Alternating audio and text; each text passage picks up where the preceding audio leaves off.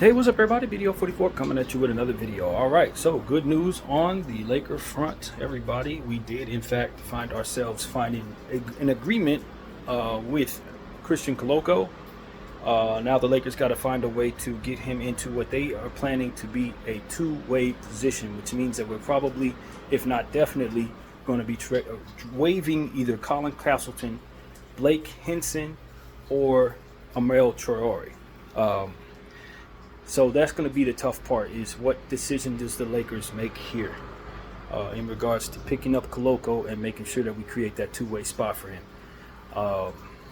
In a perfect world, my solution is not the two-way solution. You give one of those three guys a real roster spot. You trade away the Cam Reddish or somebody like that of the world, and that's how you ultimately handle this. If it works out the way I would want it to. We're not necessarily getting rid of any of our two-way guys. We're moving on from the guy that ultimately opted in that we prefer not be here anymore. Cut and dry. It ain't deeper than that. We just got to do that type of stuff if we really want to improve our basketball team, in my opinion. For me, as I said earlier today, I don't believe moving on from a big when you're bringing in a big in our situation is the answer. I can understand the logic where one would say if we had what we needed in the bigs that we've kept, we wouldn't need Koloko in the first place. If that's the logic you're working with, I see the angle. Makes sense. But I'm looking at it more so of I need more depth at the position. Upgrading the position is one thing, but we've had injury issues with the position as well. So it's not just about making sure the players that you're bringing in are necessarily better, although that's always the intent.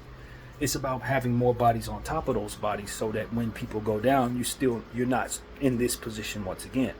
So that's kind of the logic that I'm really working with, but I get it. Not to mention that Koloko is not so much of an upgrade from those other guys to where I could argue that maybe Koloko's not as good as Amel Traore when he fully develops, or as good as Colin Castleton when he fully develops. And you probably do want to move on from Jackson Hayes. You probably do want to move on from Christian Wood at some point with the injuries that he has and the surgeries that are starting to pile up for him. So it's like, do we really need to be moving on from people who can play the center position, or do we need to be tacking more onto what it is that we already have? So that's the question. Now for me, if I'm moving on from a player with that logic in mind, it's going to be Blake Hinson. Now I understand that a lot of people would disagree with that because Blake Hinson's a three-point shooter in the three-point era when we're not the greatest three-point team with a three-point coach. I get that. That makes a lot of sense. But from what I saw from Blake Hinson, I don't think he has a whole lot to offer other than the three-point shot. What I saw from him in the summer league was not overly impressive from night to night to night. Now, when he's hot, he can hit a lot of threes. But when he's not, he's bricking a lot and he's not contributing in other areas. Big body that can't really keep up with other people his size. He's not necessarily in the greatest shape. He's going to have to work on his conditioning. Going to have to get his basketball IQ up. He's a rookie. So giving up on a player with his talent probably lessens the blow when I have the issues I have, rather than giving up on Amel Traore, of whom I picked as one of my favorite rookies, period, this year. Looking at 20 minutes of his highlights, I'm not moving him if I got a choice. And then Colin Castleton was somebody that I suggested we bring in last year, as to which we did. So I'm not going to go against my choice as a player. Blake Hinson's not somebody I was scouting, and when I did scout him, I wasn't overly impressed with the other intangibles of his game, other than when he's hot. He's going to shoot a lot, and if he's hitting, he's amazing. When he's not hitting, there's nothing there, and that's the problem with him. And in listening to scouts, a video who basically had some guys talking about him, they essentially said they think he's a career G leaguer. He don't have much upside. He's a guy who can hit threes.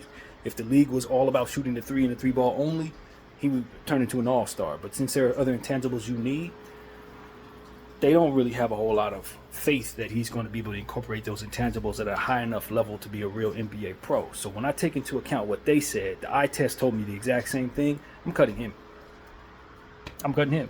Because many of the times in life have we seen guys who can shoot the ball and do nothing else.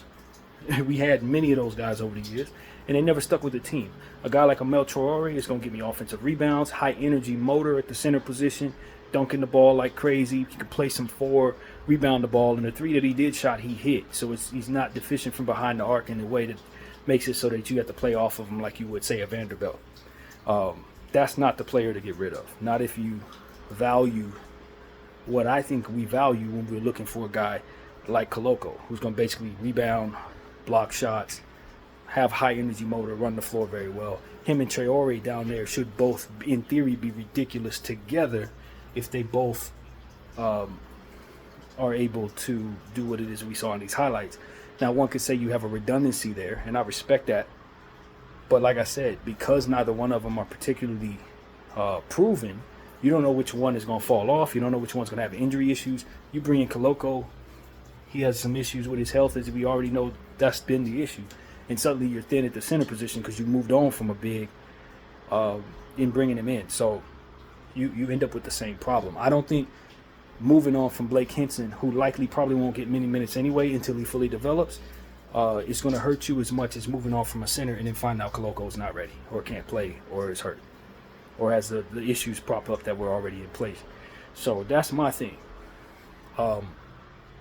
It's undoubtedly Hinson if I'm choosing. My concern is I don't think people see it my way. I think people see the redundancy side of things. I think people see the value in three-point shooting a bit more than maybe I do in a lot of cases, and are going to keep the three-point shooter hoping that he could spread the floor for LeBron James and Anthony Davis, which is a great case for, especially since Colin Castleton nor Traore are three-point shooters. I do see this the fruit in that, but I just don't think Blake Hinson's going to do much else but shoot the three. And he's going to be very aggressive. So at certain nights he's going to shoot very poorly. We saw that in the summer league. Going down that path is not something that I'm excited about as I am about a high energy motored big like Traore and a point center like Colin Castleton, for which he's supposed to be. He pulls the board down on the defensive end and runs the floor with the ball in his hands like Lamar Odom or somebody like that. That's a skill you want in the fast break with LeBron James, with Anthony Davis, with other wings that would otherwise be a part of our team in the future. I think Colin Castleton proved in the summer league that his development is going better than some of our other players.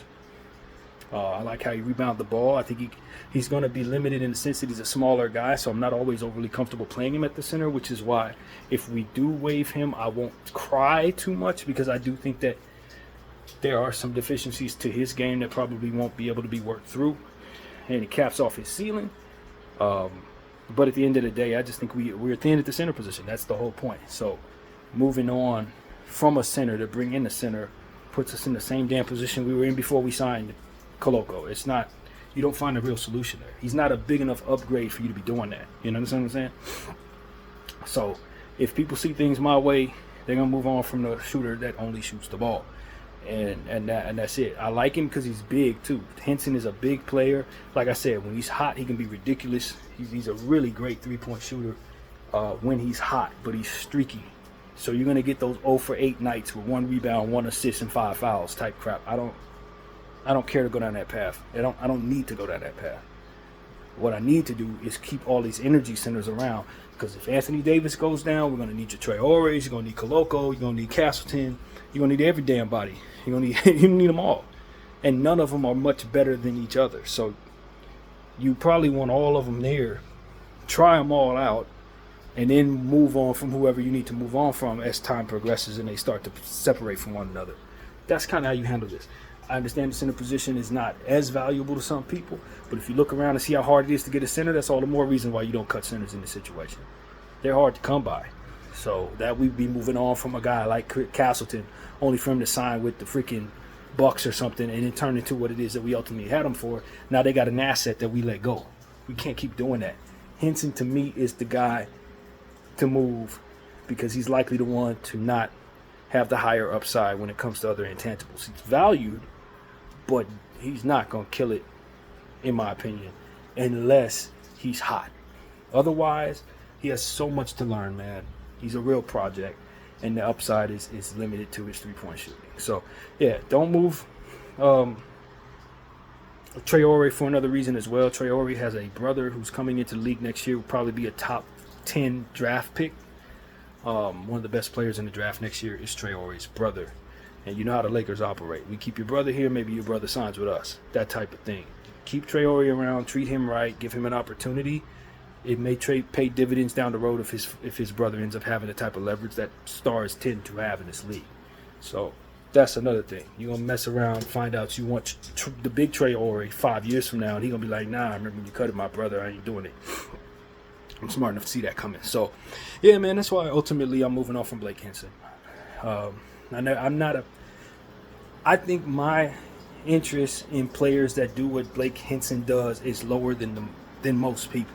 I'm an old school fan of basketball. I watched Shaq, Kobe. Spacing is only as important as necessary. You know, it's not like the end all be all for me. For a lot of basketball minds, especially in this era, you cannot give away a guy who can shoot the ball that well. And in a nutshell, I probably don't want to give him away. I'd much rather move on from Cam Reddish if I got a damn choice. But if that's not an option and they've already committed to the two-way process, then they have to move one of those three players. Hinson is the guy that I personally move on from in our situation. So that's pretty much really what I wanted to say there. Welcome Christian Koloko to the LA Lakers. Congratulations on beating the odds in regards to the health stuff. We're happy you're here. We're looking forward to you reaching your potential here, continuing your development, and hopefully you can shock the world, man. You wouldn't be the first guy I've seen come out of nowhere from a role-playing situation, step into the Lakers uniform and make a name for himself. I remember a guy by the name of Trevor Ariza, of whom I didn't even know who the hell he was, wasn't very happy when we traded for him, knew of him as a back-of-the-bench player for the Magic and the Knicks, came here and was a fan favorite and balled out and won a championship.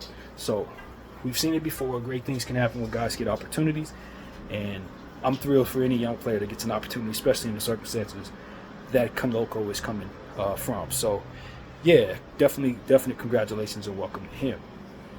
So that's really the point of view, man. That's what I have to say, man. I hope the Lakers take what I'm saying seriously. Do your due diligence. I'm not certain I'm right. I'm never certain I'm right, especially when you talk about giving away a three-point shooter in this floor spacing era. But if your problem is that you don't have enough bigs, if you're going to move a big to get a big, your math tells you still don't have enough bigs. BDL 44, I thank you all for watching. I'm out.